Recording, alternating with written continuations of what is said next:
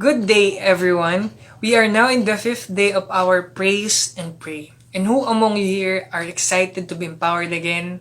Amen. Alam ko po na excited na kayo and so am I. So today, allow me to share to you our text for this day. Psalms 1 verse 1 to 6. Blessed is the man who walks not in the counsel of the wicked, nor stands in the way of sinners, nor sits in the seat of scoffers, but his delight is in the law of the Lord, and on his law he meditates on it day and night. He is like a tree planted by streams of water that yields its fruit in its season, and its leaf does not wither. And all he does, he prosper. Let's pray. Lord, as we start today, just allow us, Lord God, to really soak in your word. We want to go deeper and deeper into your word. We want to experience its richness, Lord God. I want to benefit from it, Lord God. Empower us today, Lord, through your word. In Jesus' name, amen. Amen.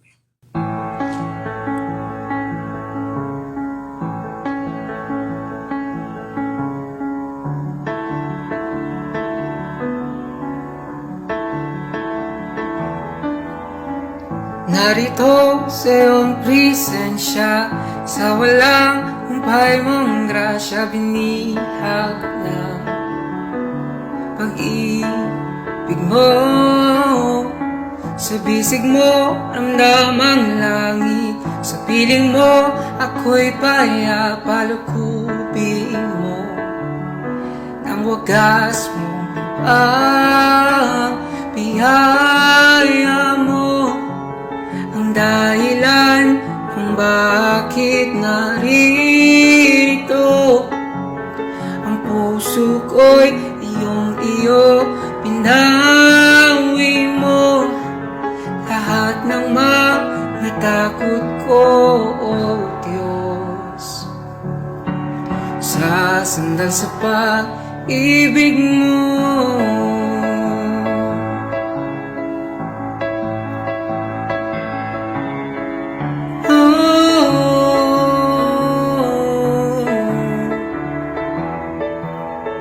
pag-ibig mo ako'y pinaglaban, kalwalhatian mo'y naranasan, dakilang Diyos, Diyos ng lahat. Ikaw ang aking kanlungan, binihag ng iyong kagandahan, dakong tago. Ikaw lamang, biyaya mo ang dahilan kung bakit naririto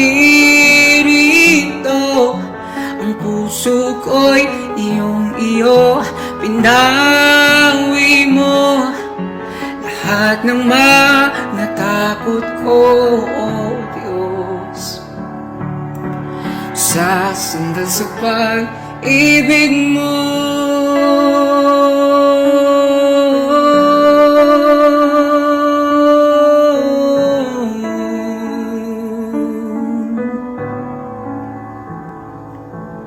pag-ibig mo ang siyang nagbabago.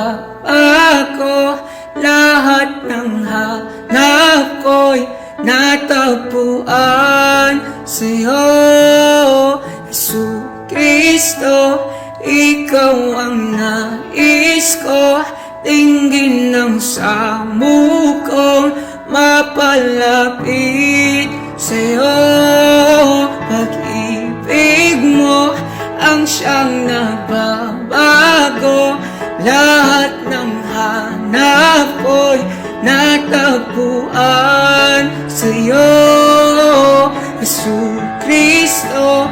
Ikaw ang nais ko, dinggin ng samukong mapalapit sa'yo.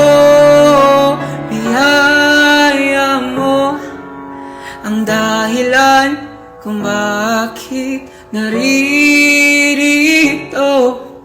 Ang puso ko'y iyong-iyo, pinawi mo lahat ng mga takot ko, O Diyos. Sa sandal sa pag-ibig mo.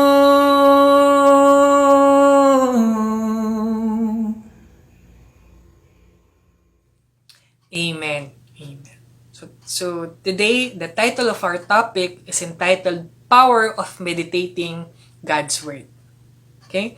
So, in Psalms 1, verse 1 to 6, makikita po natin dito that the first word that the author said in the entire book is bless.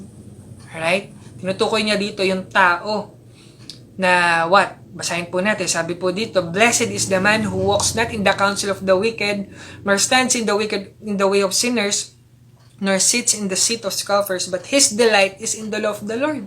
And on his law he meditates day and night." So tinutukoy niya po dito yung tao na nagde-delight at nagme-meditate ng law ni Lord. At ano pong sabi niya doon sa taong yon? He is blessed.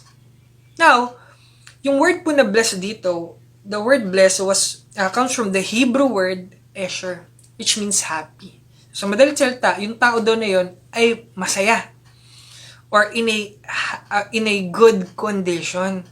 So, question, why does the author said that that person who meditates the word of God and delights in it is in a good condition or in a good state? Well, sinabi niya po yung sagot sa verse 3.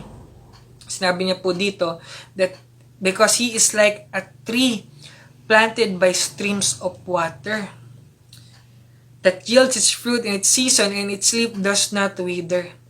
In all that he does, he prospers. So, sa madalit salita, kaya pala bless yung taong yun ay nagpa-prosper siya. Okay, nagiging fruitful siya, hindi yung leaves niya ay hindi nag-wither. Now, the author used an imagery.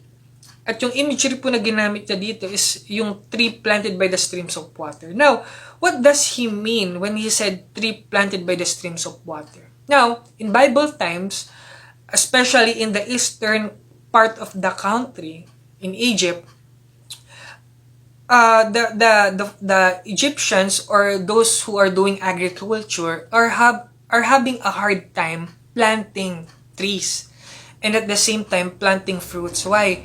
Because alam naman po natin na sa Egypt ay desyerto at talagang kahit ano pong itanim nila doon, alam mo yun, it does not bear fruit. Why? Because isa po sa mga kailangan po ng isang puno or ng isang plant is water. Okay, masama lang, hindi naman po pwedeng puro sun lang. So, kailangan nila ng water. But the problem is, the rivers in Egypt are really distant from them. Malayo. Okay, especially yung Nile River. So, what they did is they improvised a canal. At yung kanal na to, ginawa nila starting from the Nile River down to their gardens. Okay? So gumawa sila ng improvised canal, they dug down. Ang purpose po nito is so that the water in the Nile River will be distributed in different places kung saan po sila nagtatanim. Para po yung water po sa Nile River ay ma-reach po nito yung mga gardens sila at masustain po yung mga pananim nila. Okay? Well, some of them had been successful in doing this. Okay, ang tawag po natin dito is irrigation system. Well, others po, especially yung mga malalayo talaga sa Nile River, are having a hard time na ma-reach po yung garden nila. Why? Kasi po, nagkakaroon po ng obstacle, naharangan po ng bato, yung iba po talagang hindi inaabot ng tubig. Right? But, the good thing is, some of their plants are being sustained by the water. At dahil po dito, some of them ay nakakapagpatubo na po ng halaman or nakakapag-bear na po ng fruit because of this improvised canal. Now, just imagine, no, if their garden na malayo po sa Nile River or sa river ay nasusustain or nare-reach nung water through the canals, how much more pa kaya yung mga plants and trees na nakatanim mismo dun sa river kung saan nakalawit yung mga roots nito. Now, what the author is trying to convey here is this, that those people na minemeditate at nagde-delight sa salita ng Panginoon, para daw silang mga puno na nakatanim daw malapit sa river. Why? Because they have all their need. And at the same time, hindi sila nagkukulang. Sabi doon, they are fruitful, sila daw ay namumunga, hindi daw sila nagiging dry. And at the same time, what? At the same time, they prosper. Sila po ay patuloy na lumalago. So yun daw po ang itsura ng isang tao na nagme-meditate sa salita ng Diyos. He prosper. Okay? Hindi lang siya nagpa-prosper in earthly blessings. Hindi lang siya napopromote, hindi lang siya yumayaman. Though si Lord talagang ipoprovide yan. He will provide for our earthly needs. But the good part of this is not just the earthly need, but our spiritual need as well. Wherein, through His Word, when we meditate His Word, He prosper us spiritually. Tayo po ay nagmamature spiritually, tayo po ay lumalago bilang isang Kristiyano, tayo po ay nagiging marunong sa mga decisions po natin sa buhay, tayo po ay nagiging pure, tayo po ay iniinstilan niya ng mga principles on how to live, how to court, how to endure. Alam mo yun? Not just earthly blessings, but also spiritual blessings as well. At yun po ang blessed na tao.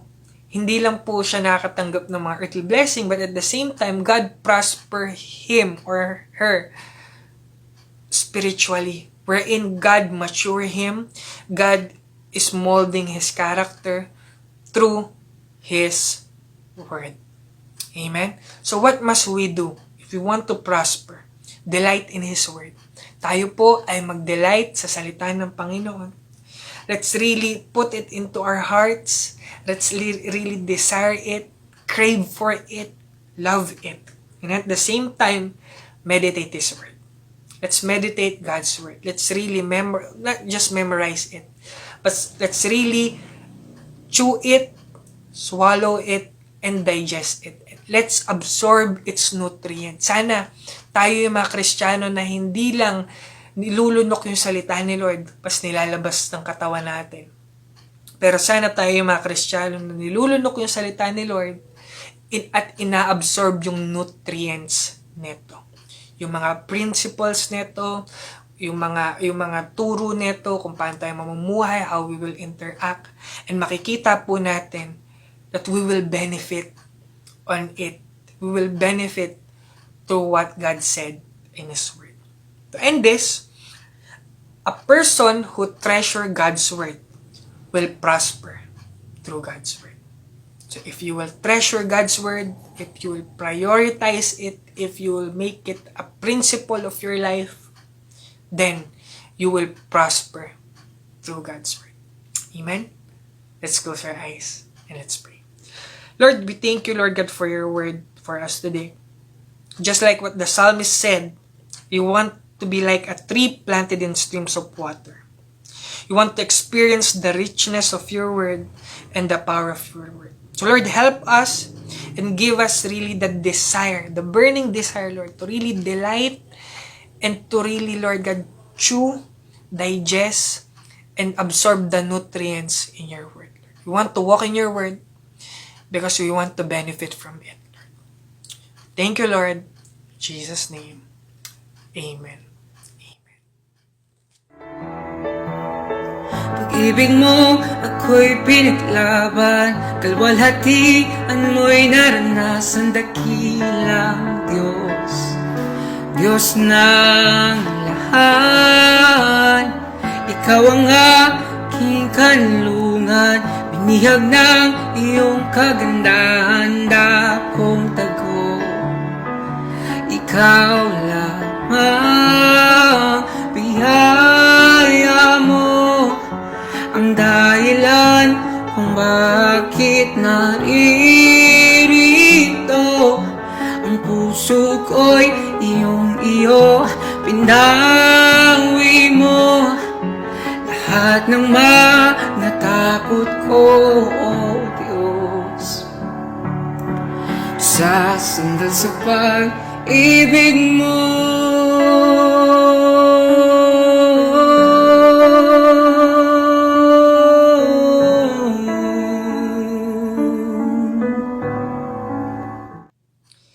The blessing and protection of the Lord be with you always. And as you continue to walk with God, let your faith grow stronger and deeper. May you experience more of His power through His word. And may the goodness and loving kindness of God will follow you all the days of your life. In Jesus' name, amen and amen. Okay, so enjoy this first week of the rest to praise and pray through the book of Psalms and in preparation of 2021. To help you even more, we provided a Praise and Pray ebook link attached in the caption to guide you for a week. See you again for tomorrow and happy seeking. God bless.